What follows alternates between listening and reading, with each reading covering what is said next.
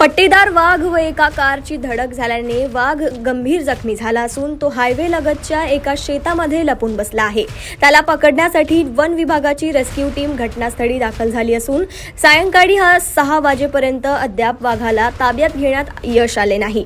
सविस्तर वृत्त असे की बोटेझरीच्या जंगलातून वाघ कराडला अभयारण्याकडे जात होता।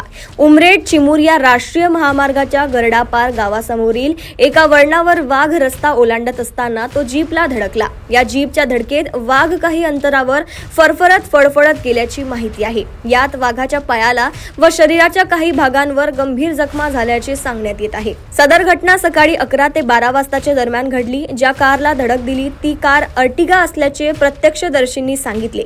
ड्रोन कॅमेराने वाघाचे लोकेशन बघितल्या जात असून रात्रीचा अंधार झाल्याने सदर भागाला शोधण्यात अडचण निर्माण होत आहे। घटनास्थळावर वन विभागाच्या उपवन संरक्षक नागपूर विनीता व्यास, मनोज धनविजय यांच्या मार्गदर्शनात दक्षिण वन विभागाची टीम घटनास्थळी तळ ठोकून आहे।